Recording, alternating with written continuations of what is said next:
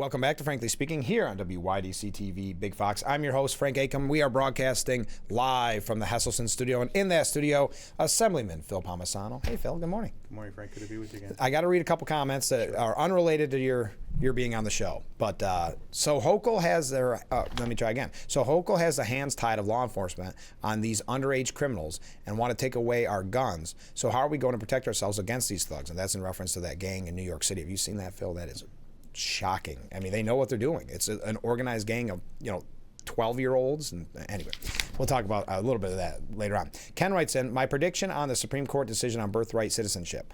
Obviously, the liberals on the court will uphold it, which is a sad statement to the impartiality of the court. Amy Coney Barrett will side with the liberals. She is worried that her and her family will be targeted by Soros-backed protesters. The conservatives on the court will listen to the arguments and decide that birthright citizenship does not apply to children born to illegal immigrants. Roberts will side with the liberals. He is worried that there will be another attempt on his life for a family member. Thank you, Ken. Comment from I like this one. Listen, I think you'll appreciate this one. Okay. Good morning, Frank. Well, good morning. I have an idea for a new feature. We'll call it Mr. Acomb's Neighborhood. You walk on your set, tie your shoes, and put on your sweater, all while you're singing It's a Beautiful Day in the Neighborhood. You could have puppets teach the viewers how not to be Democrats. It could work. You have the gentleness and the sweaters of Mr. Rogers. Well, thank you. I think. Thank you. All right, I like that one. Comment from a different viewer. Good morning, Frank. Good morning.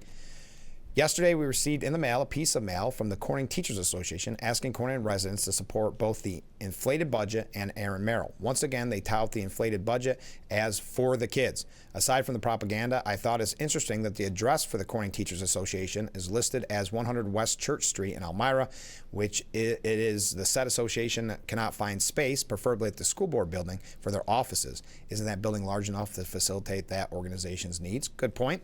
Comment from a different viewer in reference to our last guest. Mr. Cool seems well-informed and articulate. Thank you very much. And final question. Oh, no, the next question we're going to do in the next segment because it's for you, Phil, but we've got to kick off here because we have so much to get to. Let's talk about the budget. We've been talking about a lot on the program, the good, the bad, and the ugly. What are you thinking? Well, I mean, just to start out, when the governor introduced her budget, she said it was going to be a better, more affordable and safer budget for New Yorkers. Unfortunately, it was just more of the same, more uncontrolled and unsustainable spending and debt, and more misplaced priorities. And at the end of the day, her budget does nothing to address the affordability, public safety, and quality of life crisis in New York. So good, bad, and ugly. We'll start out with the good because, of course, when you spend $250 billion, there better be some good things. I think a couple of the top things that come to mind is there was an increase in the CHIPS program. It's something that we had the press conferences a couple months ago with Senator Marin, Chris Friend, Joe Sempolinski. That's the money that is driven right to our local municipalities like cities, towns, villages, and counties to help fix their local infrastructure. We have the highway superintendents come to Albany and rally in Albany. We did it here locally just to press for that money, and we had a $50 million increase in that. In my opinion, it was not nearly enough, but it was certainly helpful, better than being zero and flat. Sure. But it wasn't enough because, unfortunately, over the past 3 years, the Federal Highway Construction Index says that the inflationary rate has increased 70%. So we should have done a better job. At least it's better than something or nothing. So that was a positive sign. The other thing that I think is positive for our businesses, obviously we remember the COVID closures and shutdowns and lockdowns, and the number of people that were unemployed. When that happened, the state borrowed a lot of money from the federal government, maybe billions, over $10+ billion from the federal government, and that had to be paid back. And most states used some of the federal funds that came in for relief to pay down that unemployment debt. New York and one other state did not do that. We've been pressing for that for years, the last few years. So this budget, and I will say, Speaker Carl Hastie put in his one-house budget. He pushed for this. I'll give him credit. Said we need to pay down that debt, and in the budget they did agree to pay off that unemployment debt, which will bring some relief to our small businesses and all our businesses. And that money didn't come out of our budget; came out of reserves. And in fairness, I'll give Governor Hochul a little credit too, because she's been trying to put some money in reserves over the last few years as well. So that came out of reserves. So I think the CHIPS program and the unemployment debt, especially paying that off, so now that you don't have that extra assessment on our businesses, particularly our small businesses. So that's a positive thing.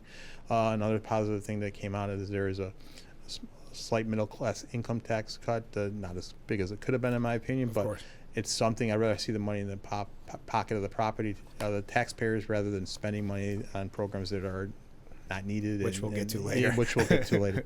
There was a expansion of the child tax credit. Right. Another issue that was important to me personally is we had some funding for promotion for organ donation awareness, and actually there was also a tax credit for living donors to promote organ donation, living donors. So things like that, and also the other program that was bipartisan support. Something that we've been talking about is the free school lunch program. That was in place during COVID, and unfortunately, there's a stigma that comes with that. Sometimes, people have to apply, and that is going away. So now that those kids, when they're in school, they'll get the free lunch, and I think that's a positive. I think it's positive. We want everybody, but I think it could have been in typical New York fashion done differently. Yes. Instead of a blanket, Yes. And I think there's different ways to do it. But at the end of the day, if kids that are in need get to eat, I guess you can't. Yes, I think so. So it's a positive. Those are some of the positives. Okay. Now, we'll get to the bad and the ugly, which are one and the same. And there's plenty to talk about there. But first, I did have to ask you this, and this has been on my mind. What are you going to do with the inflation rebate check? Vacation? What are you thinking?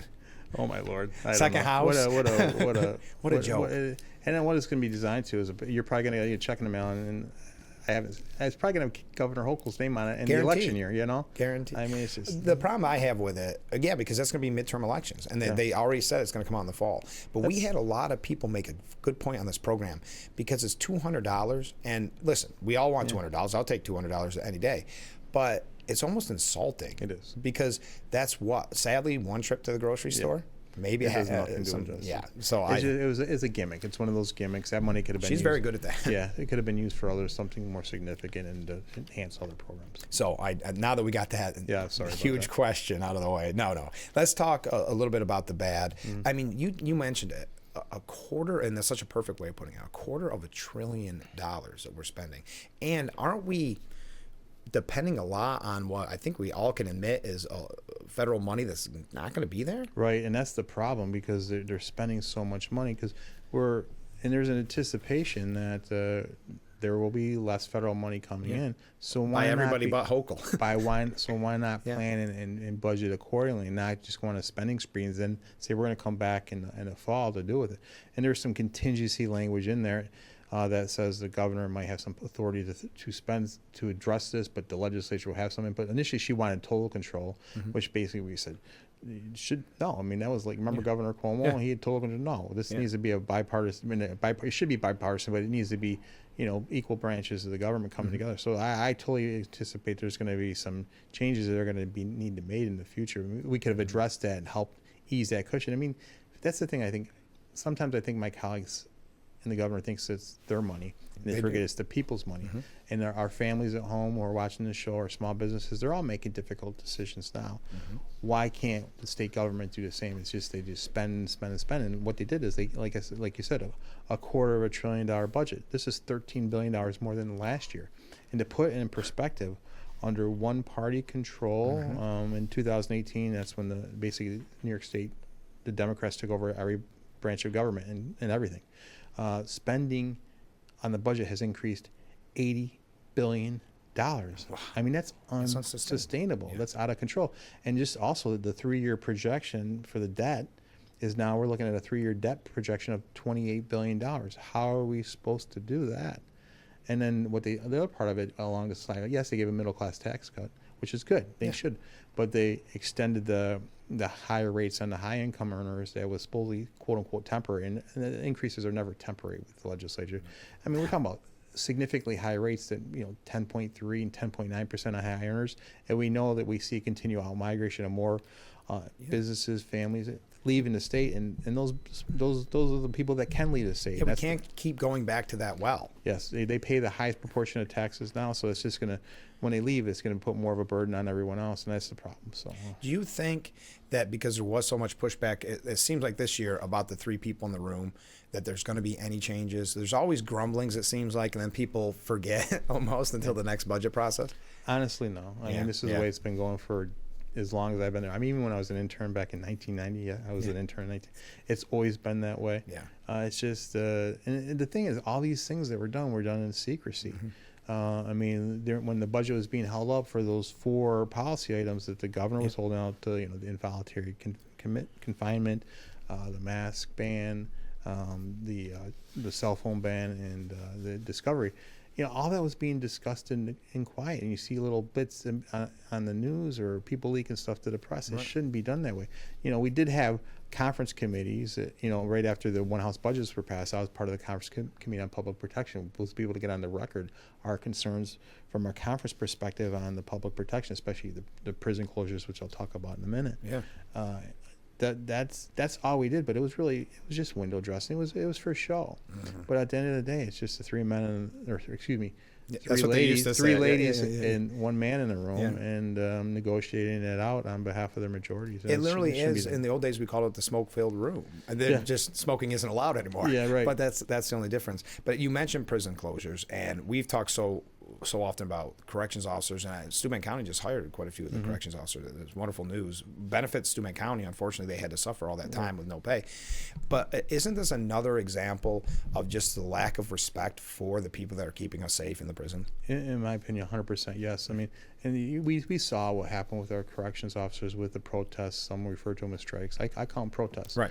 And what they were trying to do was highlight the concerns and challenges they had. When I visited the CEOs at Elmira, Groveland up in Livingston County, and 5 Points up in Seneca County. Mm-hmm. When I talked to all of them, this was never about money. It was about safety and quality of life. The HALT Act, which we talk about over and over again. Mm-hmm. The quality of life. They walk in for a 8 or 12-hour shift, and then they say, "Hey, you got to stay double time, triple time." Missing their we don't kids. care if you have vacation. We don't care. Yeah. Missing their kids' recital, missing their kids' ball game, things of that nature, and then. So they put the highlight, and I always say, when people drive by Elmira Correctional Facility, they don't know what's going on there. They just know that the bad guys are in there, and they want them to stay in there, but they don't know the constant assaults and attacks that our corrections officers are going through on a daily basis, because they're record high level assaults, which is unacceptable, and no one wants to do anything about it. No one wants to address it. So then on top of it, the thing about it is, when the governor put out her initial budget, right, there were no prison closures. Yeah. After the protest, when she did it, because it happened right in the middle of her 30-day amendments, she put up to 5 prison closures in her budget. Yeah. She didn't put anything about let's repeal the HALT Act. She didn't put anything about let's help provide assistance to our corrections officers, let's give them more resources. No. Not the death gamble, which was something we've been at, which would protect the pensions of corrections officers for their families. And how the death gamble for the viewers is, obviously you have a state pension. And when you reach your retirement age, you can retire. But if you decide to keep working beyond that because you want to stay, you want to continue working, if you were to die, your loved one would not be able to get the pension that you earned and secured. So what's the upside of staying? Yes, exactly. And the governor, we passed that twice. The governor vetoed twice, said it should be in the budget, but she's never put it in her budget. So what does that say about her feelings towards corrections officers? I don't know. And then so she puts the additional prison closures in her budget, and the governor can close any prison she wants with 1 year notification. The way they've been doing it, we've closed 26 prisons since 2011, but the assaults and violence, whether it's inmate on staff or inmate on inmate, continue to rise to shocking levels. So she wants to close more prisons. We're talking about 3 with 90-day notification. That's just a slap in the face and an insult to these brave men and women who work a very dangerous job to keep us safe. Think about it, 90 days to, your facility's closing down. Upend your whole life. Now you might have to drive 2 hours to work or uproot your family. That's not enough time to find a new school, a house for your family. No. It's wrong. It's just an insult, and it just breaks my heart. I mean, if you see corrections officers out there and their families, I mean, we paid attention to it because we saw the protests. That's when, the outpouring of support for our corrections officers was amazing. I know how much they appreciated from talking to them, for the community support. Just please, keep them in your mind and your prayers and say thank you to them. And then the governor goes and lays off 2,000 of them. Yeah. Fires them, not lays off, fires them. Yeah. And some of them missed, because of an arbitrary deadline, missed coming back to work by a mere minutes. Some of them were on paid medical leave. Some were on approved vacation. Exactly. And they were being fired. Some people. Ironically, the family leave that she has touted, it cost some of these people their jobs. Right. Now, the only thing you are hearing is they're going to hire back some of those individuals, but how that's going to work? But for how long? I mean, they've been out without a paycheck for how long? Yeah, they're still being hurt. Exactly. Yeah. They're hurting. Why would they? Many are probably trying to find other jobs. I mean, like we were talking about how Steuben County has hired some of them. It's just wrong. It's just a complete. And it seems like, I know you were talking about one of the comments about the law enforcement, the hands tied.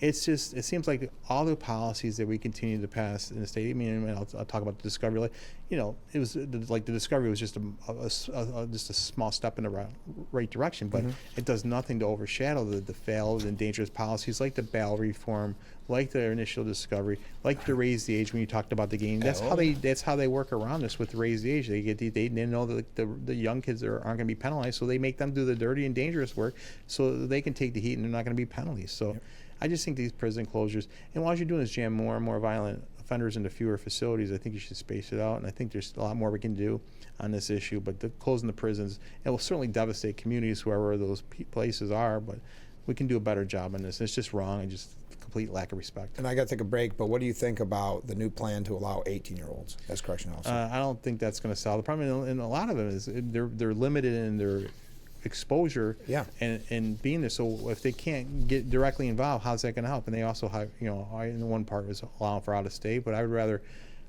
we sent a letter, give these individuals a chance to come back if they want. Some were never going to come back. I get that. I get it. They were at their burning point. But these individuals who want to come back, they should send an olive branch and say you can all come back, not have conditions on it like what you're hearing through the grapevine. On a perfect note here, don't forget about Dr. Coleman's Unity in the Community Rally, and this is to honor our corrections officers. That is tomorrow from 1 to 2 p.m. at Empire Sports and Event Center, downtown Elmira, corner of Main and Church Street. The event, of course, is free and open to the public. All right, we'll take a short break. Then we'll be right back with Frankly Speaking here on WYDC TV, Big Fox. We are back with Frankly Speaking. That's our beautiful roof cam brought to you by Boss Security and Horsets. Contact them today for all your business and home security needs. And this is our Steuben County Office for the Aging segment of our program. Steuben County Office for the Aging, committed to maximizing quality of life, safety, and independence. And in the Hesselson studio, we have Assemblyman Phil Palmesano. So many great questions here with Fridays with Phil. So let's go to the first one. This question is for Phil. Governor Hochul is trying to pass two bills, and I can print out the ones, we don't need to read that all, that are both terrible bills, allowing violent offenders and child rapists to be released and inmates over 55 who serve 15 years to be released even if they are cop killers. So my question to Phil is, what is being done to stop these bills? The one bill specifically at age 55, they call that elder parole. That bill has come through the Corrections Committee. I debated that bill vehemently in the committee. It's a terrible, terrible piece of legislation. For the viewers, just to understand how it works is, this bill says that if you have served 15 years of your sentence and are the age of 55, you would automatically be eligible for a parole hearing. Okay. Now keep this in mind. A 40-year-old brutally murders and rapes a child, sentenced to 30 years of life or 30 years of life with no parole. Right. After just 15 years of serving a sentence, they'd be eligible for parole. And when we bring this up, they go, that doesn't mean they're going to be released. But the possibility what it does mean, there is a possibility, and we've seen those types of situations. The parole board is releasing a lot more of these murderers, cop killers. So, but think about this from perspective. Yeah, maybe they don't get released, they get a parole hearing, but think about the family of that loved one. They have to relive that over and over, that experience, when they shouldn't have to. They should be in there for the rest of their life. And 55 is a young person. It is. And I mean, but only 15 years of that sentence when they're sentenced to 30 years in life. Yeah. I'll give you another example. We just, just a solemn moment this year, this past week, May 14th, was the 3-year anniversary of the racist scumbag shooter that went to Buffalo and killed 10 people. That individual is 19 years old. Yeah. When the judge sentenced him, I'm paraphrasing, and said, you should not see outside a cell ever again. Yeah.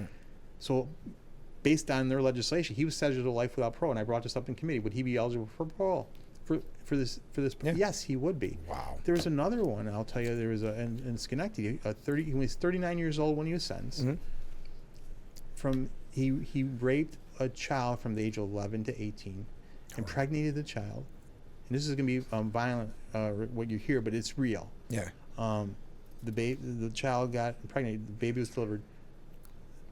Slammed the baby into the ground. Killed the baby in front of the child. Wow. And got rid of the baby. Sentenced to Yeah. And the judge criticized. It said you'll never see it outside. This person has served 10 years of that sentence. This happened in 2015. This person has served 10 years of that sentence already, and will be eligible for parole in 5 years if this passed. Unbelievable. And then that young lady, she was 20 when she testified, would have to relive that horrible deal. What are they thinking? Again, this is the policies over and over again for the viewers.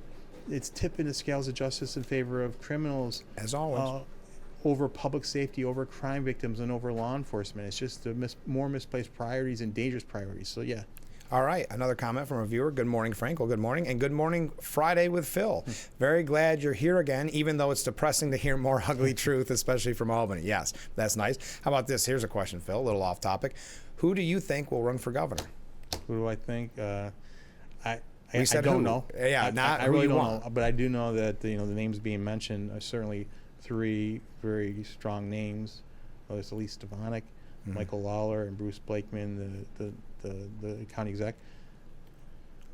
My only hope is that we don't have a primary. Me too. Because we don't need to expend resources on a primary.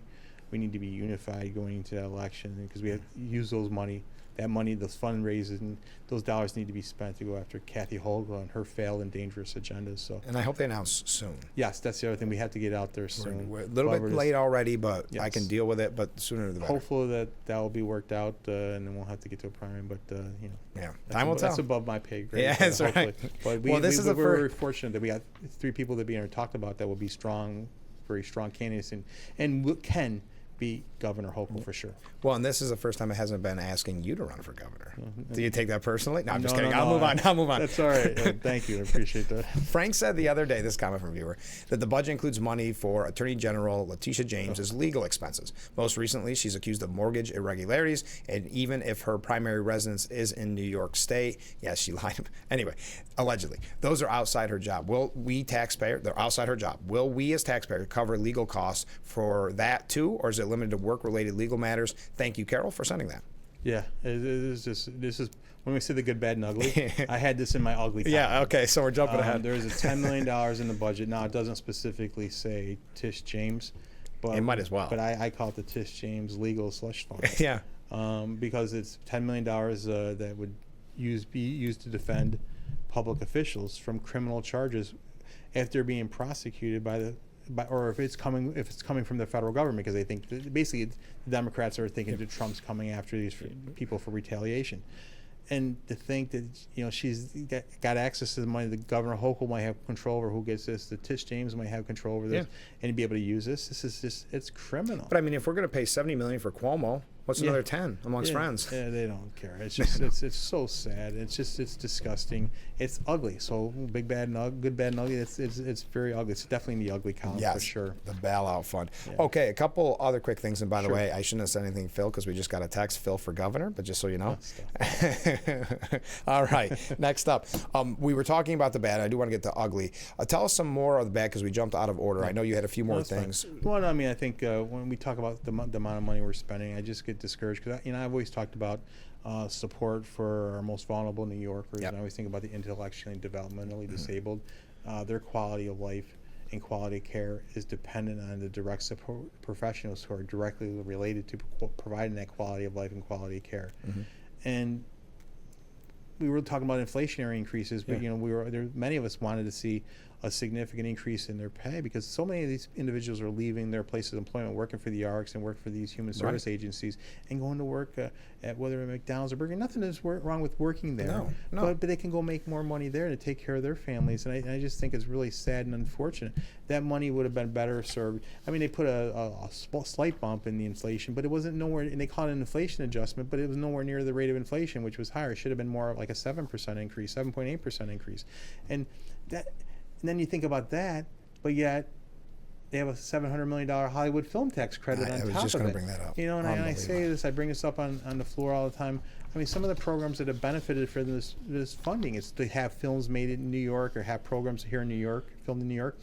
One of those programs that have benefited from this, over to the tune of $50+ million over the years, is Saturday Night Live. Yeah. Now, to the viewers, how do they start out their show every week? live from New York, right? They're Right. not leaving They're anywhere. not. Why are we subsidizing them? They're not. It's live from New York. It's not live from Saskatchewan. No. What are we doing?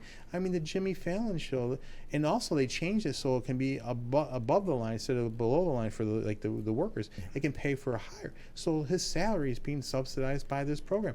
That money would be better spent to help support our direct support professionals and help them so they can provide a quality of life and quality care. And when you, in the context of a $250 billion budget, it's about priorities. What does that say about us if we're not prioritizing our most vulnerables, like our intellectually and developmentally disabled? That should be a top priority, not some of these other programs. So that's unfortunate. And probably the last thing I'll say on the ugly or the bad, but which could move into the ugly column, is more doubling down on this taxpayer-funded campaign. So I've got to say, people, we've been talking about this a lot because it's been in the news with Cuomo. People, and I think you've had this, people still don't almost believe you. They think it's a talking point. Right. Because they said there's no way I have to pay for this candidate who I am completely opposed to, that I have to use my tax dollars to pay, not just even money. Right. And now you and I talked about, this is going back to radio when this was first being discussed, and we said it's not going to stay, it's bad enough where it is, but it's only going to make it worse and worse, and it's going to go for incumbents, and it's going to help the incumbents, and we predicted it, and that's exactly what we saw. Well, right, and what they did is it was set up for only, anything over $250. So if you got $251 from someone, you wouldn't be eligible for the match. It had to be $250 or less. Now they expanded. Said, well, if you get a check for $1,050, you are eligible for the $250 match. So they can get the bigger money from the other person, but then the other $250 to match. It just doesn't make any sense to me. I mean, say it's a $100 million program. It's going to be much more than that. And the other part of the problem with this is you created an entitlement program. Oh yeah. Once you, and I debated the election law personally during the budget. I go, let me ask you a question. So we have a multi-billion-dollar, I said $20 billion budget deficit, right? If we have to go back and cut funding in this September because of federal aid cuts, we will not be able to cut that program because once you're in, you're in. It's an entitlement program, and she said it. And she said, "Yeah, once you're in, you're in." So we would not be able. She goes, "We'll figure that out, but we can't cut this. We can't cut this program. So once you're in the public financing, you're gonna be eligible. You can't cut it, But we can cut roads and bridges. We can cut education aid. We can cut more money to the disabled. We can cut money for libraries. We can cut money for law enforcement, but we can't cut public finance taxpayer campaigns. And this is a terrible system. If someone wants to donate to you, it was an imperfect system, but if someone wants to donate you to, they can. If they don't have to. Now, basically, you're funding campaigns of everyone, whether you like them or not, who participate in the program. It's unfortunate. It's just a tragic waste of taxpayer money and more misplaced priorities. Get your last minute comments in because we're going to be wrapping up after this break, and we have a lot to get to, so we're going to have to rush through quickly. Stay with us. This is Frankly Speaking. The weather affected the roof cam. We are back with Frankly Speaking, broadcasting live from the Hesselson studio here on Market Street in Corning. And this is our Steuben County office for the aging section of our program. Joining us in the studio, Assemblyman Phil Palmesano. We've got a lot to get to, Phil. You're glowing because it's getting dark out back. You look like an angel. How's that? All right, let's talk about, first of all, the fact that we have so much policy in a budget bill, I think, is misplaced. But we'll put that to the side. I don't think that's the place for it. But what's done is done. Bell-to-bell cell phone ban. Your thoughts? Well, I think we needed to do something, and I think the most important part of it is to provide some flexibility to our school districts on how to handle it, not just a direct mandate from the state and say you have to do it the way we say to do it. So I think there's some guidelines to hopefully to provide some flexibility. And these four policies are basically some the policy items that hold it up. And I get that policy shouldn't be in the budget, but sometimes that's the only way you can get things done. And when we win the governor's next year, we're going to need it. Frankly. So we'll see what happens. But so I mean, I think it's something that needed to be.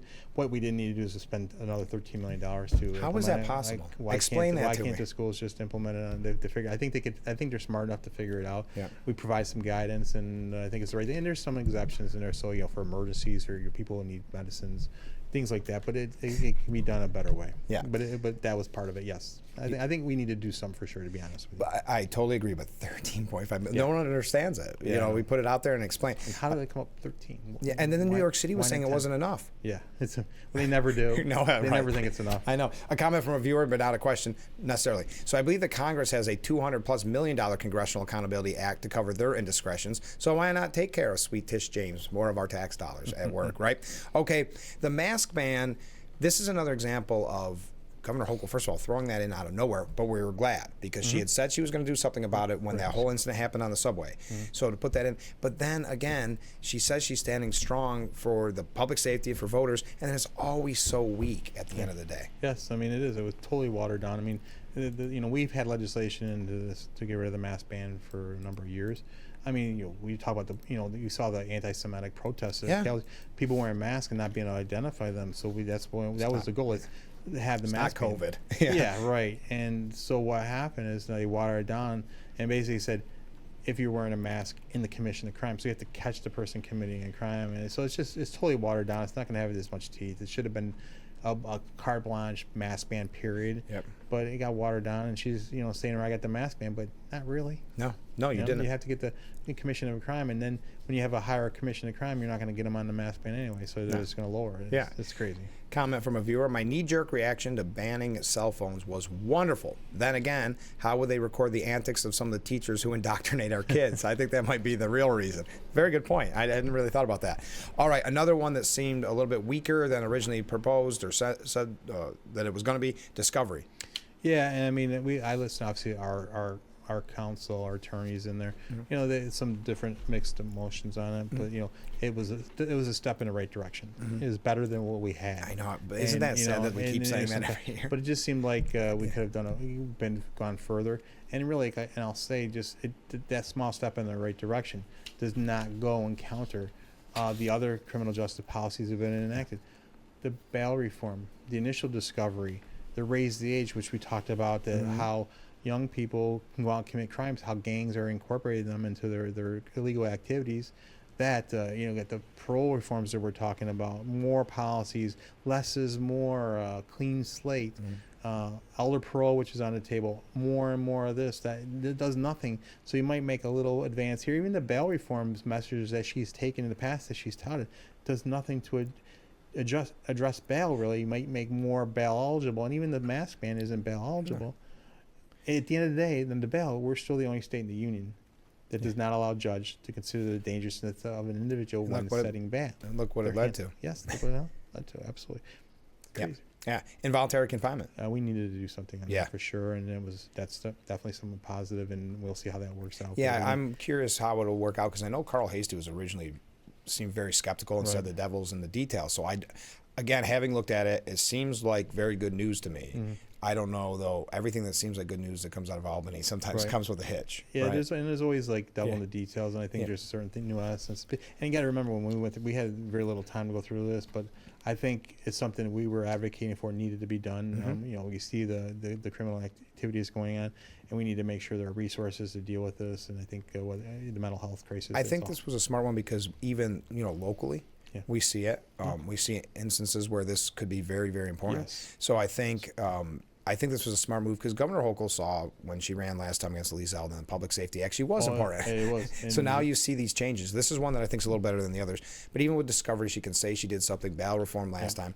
Are they the savior? No, they're not. But to her, she can tout it, send out the press release. And at the end of the day, it's about public safety. Exactly. And right now, people don't feel safe, and quite frankly, they aren't safe. It's because these policies have been implemented. And that's why I said it with my opening comment. She can tout these things, say we made some advances, but at the end of the day, this budget, she's always make it better, more affordable for New Yorkers. At the end of the day, it does nothing to address the affordability, the public safety, or quality of life crisis for New Yorkers, and that's something we got to continue to talk about. We can go through a whole host of issues that we've talked about in the past. It makes a nice press release or a soundbite, but at the end of the day, the devil's in the details is really impacting, because, again, our judges still don't have that discretion.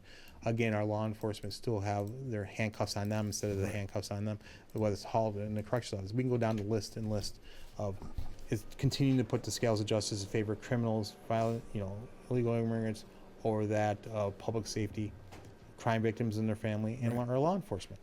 I have to read this comment. This actually came in yesterday, Phil, but someone told me they wanted to hear it again because the emergency net thing, and I thought this was so funny, made me laugh. You'll appreciate it. Good morning, Frank. You're a media genius. You've tapped into the TV audience that has a tendency to talk to their television. What makes you unique is that you can talk, that I talk back. Well played. So someone told me they got cut off yesterday. That made me laugh. Stuff here, I know, not yet, right? Last question. We just are about out of time. We talked about it yesterday. It was, I think, a real blow to really our election process, but the even year election law. Yeah, I mean, this during the budget, the midweek, there was an appellate decision that came out, and it was unanimous, unfortunately, that basically said that they could uphold the even year election statute that was passed. And this is just terrible, terrible policy. It usurps local control, and in every way. I mean, think about it. Now, our individuals who are running for town council or county legislature are going to have to run in an even year. Well, yeah, think about this. With So the let's president say, or the governor. yeah, let's say, okay, I'm Irwin Town Council, probably be on there. Let's say I run for re-election. I'm going to have to get airtime or attention while you're running, Langworthy's potentially running. Like you said, the presidential race is going on. Whatever it all equals out, I'm lost in the weeds. You're never going to hear a word from me. Right. And on top of it, they say they tout it as saving money. It's not going to save any money at the end of the day, because they're still based on the charter and the Constitution. Our county clerk and our DA, they have to run it out of your. That's not going to change. This doesn't affect New York City either, but they say they're going to do it for New York, but they can't. I mean, it's just crazy. It makes no sense. And on top of the ballot, it's going to be so confusing. It's going to be a 2-page ballot. That's going to cost more money. Yeah. I mean, someone comes in and you get a sheet, a big sheet. Now you fill out. Yeah. Now think of how many names are going to be. And have to flip it over. Now we flip it over for the ballot initiatives. Yeah. Now you're going to have. Is it going to be front and back, or is it? How are they going to do that? One thing too, people get, and rightfully so, get confused. Sometimes you can vote for 2, or you can only, the whole thing's a mess. And they say they want more participation. Our local elections deserve their own time, because they're the closest to the people. I mean, you see people in the grocery store, and they can come up to you and talk to you. You should have your own time, and that should be up to the local government to decide those elections, not the state government. Phil, thanks for giving us so much time. We're out of time. That went quick. Yes, it did. Thanks for being on the program. Thank you. All right, just before we go, I wanted to remind you that tonight at 6 p.m. is the Steuben County Sheriff's Office 10th Annual Law Enforcement Memorial Service. Again, tonight from 6 to 7 p.m. That's at Steuben County Sheriff's Office, 7007 Rumsey Street Extension. I hope to see everybody out there. Thank you to Assemblyman Phil Palmesano, and thank you to Steuben County Legislator James Cool for being on the program. We'll have all those interviews up from the District of Irwin on YouTube later today, so make sure you tune in and send them to your friends and neighbors in Irwin. Have a great weekend, everyone. We will see you bright and early Monday morning. I look forward to it already.